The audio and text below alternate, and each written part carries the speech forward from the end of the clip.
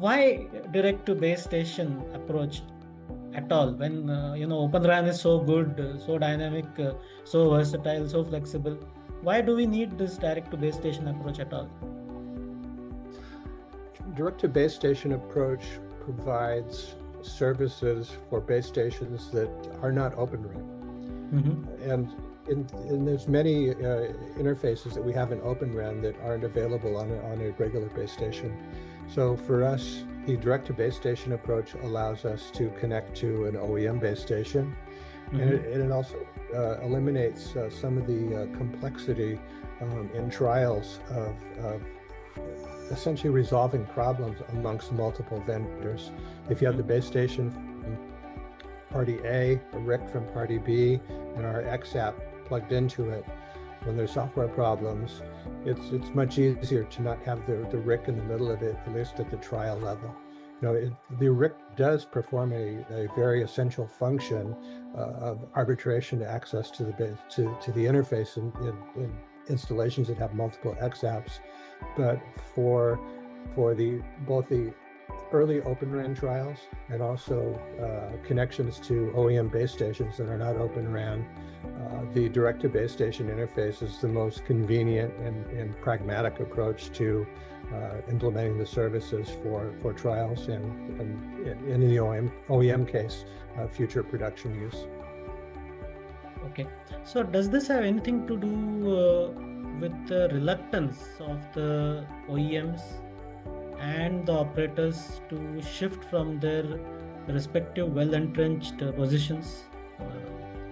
Do you think the direct to base station approach addresses some of their immediate concerns about change or not wanting to change for whatever reasons? It's a combination of factors. We in conversations with some of the leading operators that are adopting Open RAN, they're believing that the near real-time RIC ecosystem will be more developed in 2026, 2027. So for us right now, Open RAN, we need to use the private direct to base station interface versus the RIC, because there's really nothing that's commercially available to us that support this need. And the interface itself, the API that we've developed, the interface, the E2 interface, it is the same interface, even on the private side. So the actual calls and the software work on the base station to implement the API connections are using what's called a gRPC wrapper. And this is just a direct substitution for the E2 interface. So it really, we are doing something that's functionally equivalent, but we've reduced complexity and we've done work that makes it more practical to implement at this moment in time.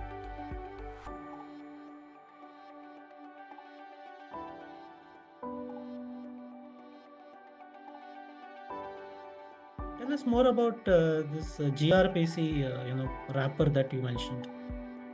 How does this help things? The gRPC wrapper is easily available, and there's a lot of developers that understand it. So for us, we can provide guidance and implementation information to another party, and they're able to understand it and follow along and implement it, because the amount of expertise out there using it is quite extensive.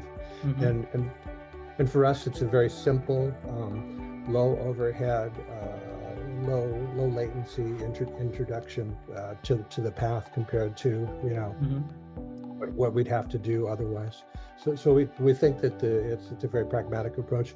What we've also, even in the early tests where we did it with the old VMware RIC, the VMware RIC, they implemented with us essentially a private gRPC wrapper there, even in the RIC to implement the base station connection.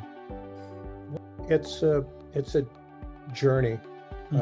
For us, we've had to built a private interface to demonstrate the value of the software we developed that connects to the DU. Mm-hmm. And what we've done is we built a piece of software that provides spectral efficiency to the base station, but it's an adjacent piece of software to the actual main code of the base station. Mm-hmm. So it's counterintuitive that it works. Yeah. And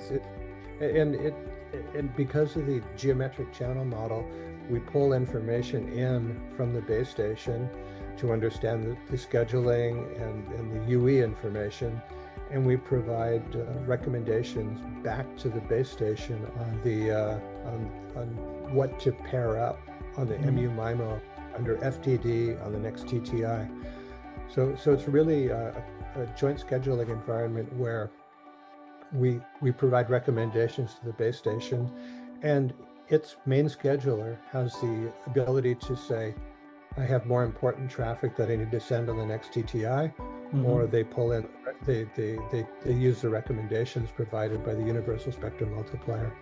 So it's really a very unique piece of software, any unique capability that we've created.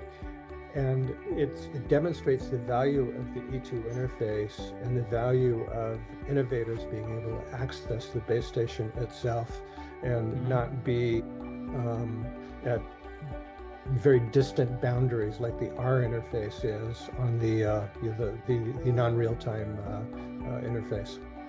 Right.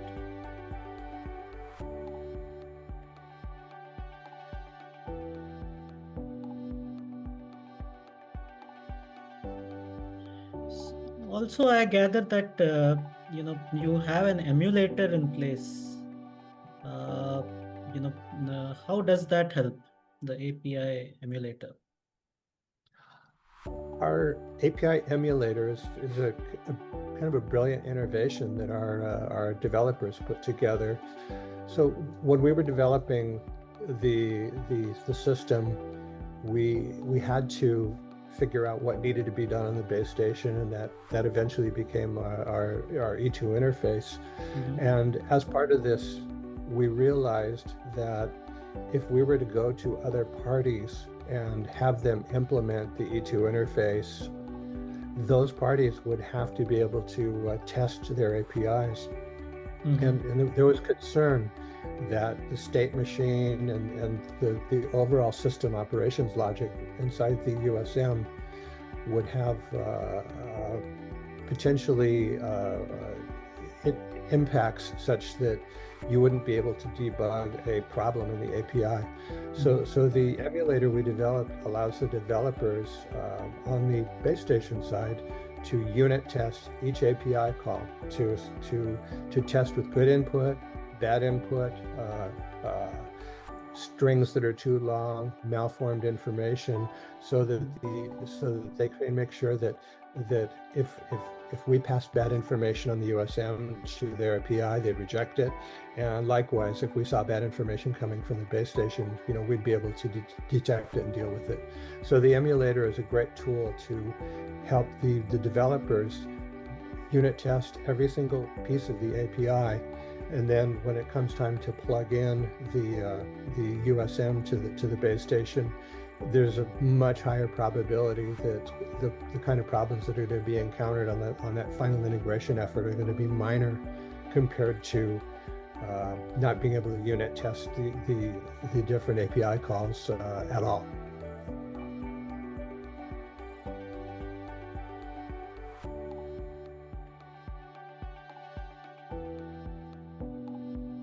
So having understood, the need for direct to base station approach and the steps that you have taken to facilitate this approach, I want to come back to the value proposition of Open RAN itself.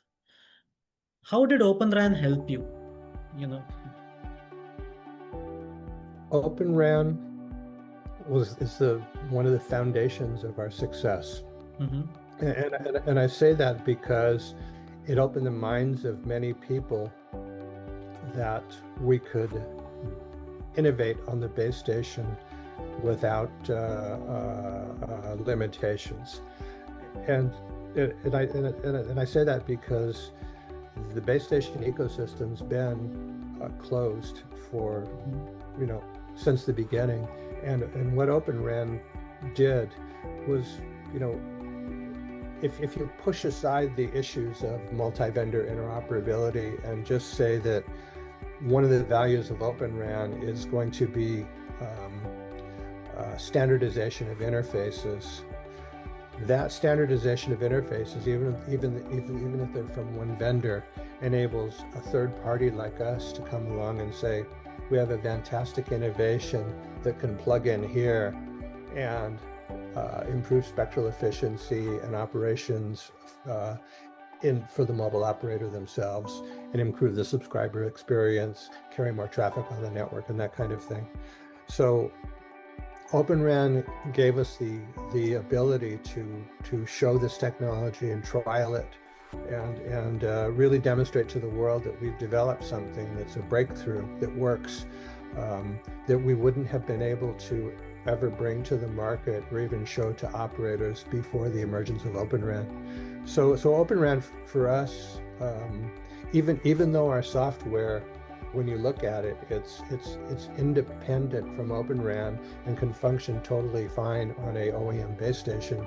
What Open RAN allowed us is to talk to operators that were really tracking and looking at implementing Open RAN, such as Vodafone, Bell Canada, others, and as they look at it, they have the ability to essentially see this on a live base station and test it. And it really, it's a very influential technology, and I think it's given birth to a lot of other innovations that will roll back into 3GPP, into other parts of the cellular universe.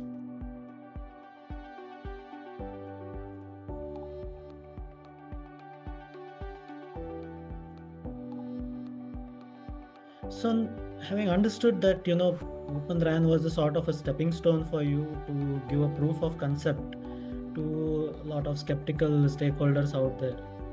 Today, we are in a situation where you are unable to use that as a launchpad for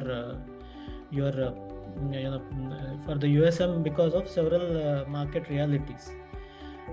How do you see Open RAN supporting you in future?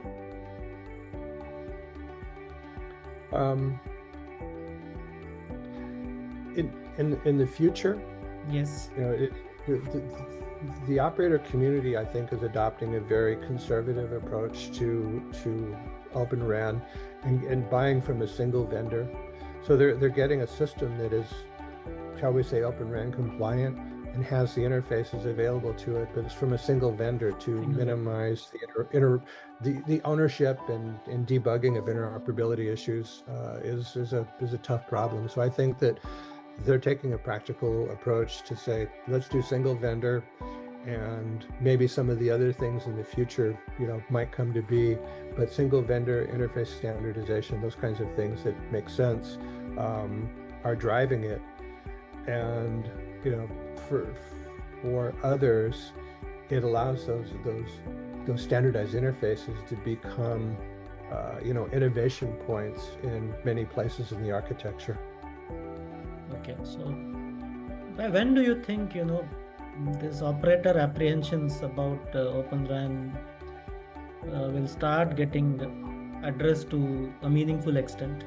Do you have any, as a company, do you have any timeline in mind?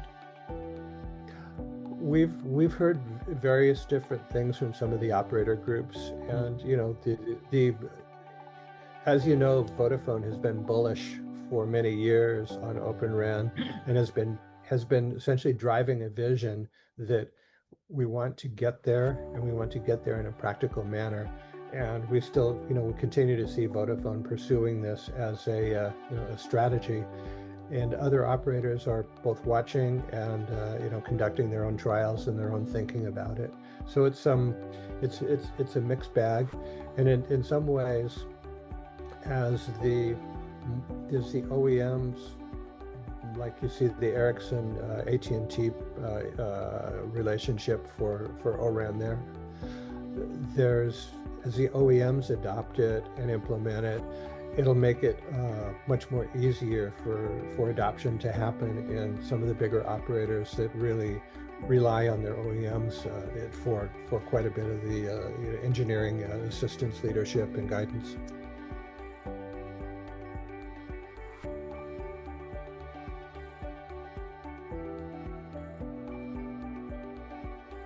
So when you look at what joint scheduling is, it's a way to reduce everyone's risk in the process of this technology adoption. Mhm. So when you think about the base station when it's running in an uncongested mode, when you don't have packets queuing in the downlink due to congested spectrum, this spectrum multiplier is idle. It is not recommending anything on the scheduling because there's no congestion. So the system will just run in SU-MIMO mode and do its work. And when you start building up a queue, a downlink queue, then the USM starts providing recommendations for the next TTI for what UEs that you should pair for MU-MIMO and send traffic to. Mhm. So we are not replacing the intellectual property of the operator and the schedulers that have URLLC, voice over NR, 30 years of work into those queues or into those schedulers. So what we're doing is we're providing a recommendation on the outside back to the scheduler saying, when you get into congestion, here's the best way to pair things up, because those schedulers can't do MU-MIMO. So really, we are operable and of high value when there's congestion on the downlink. And the other thing about it is, from a risk management perspective, we are not inside the code of the base station. We're talking to it via a controlled API. And if the USM loses power, or the power fails, or the code has a problem, guess what? The base station just won't be receiving recommendations, and it will continue to operate, as if it didn't have the USM plugged into it. So it's really, it really simplifies the whole risk management process and the thought process when you're connecting to the base station, when they don't have to worry about the code failing, and we're not going to disturb the high value traffic that's used in a lot of the best effort traffic and the things like YouTube and the big video streams and things that people send. Those kinds of things that cause the congestion are well managed by the USM. So it's kind of the best of both worlds. It leverages all the capabilities of the existing scheduler, but it adds an additional capability to the base station such that when you get into congestion, we can provide the pre-coding information and the MU-MIMO information to the scheduler so that it can do MU-MIMO in FDD. Great.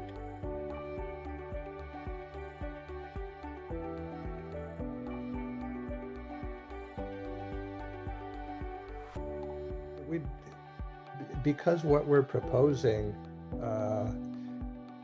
was not seen as something that was possible. MU-MIMO and FTD wasn't seen as something that could be done, or it would be impractical to do.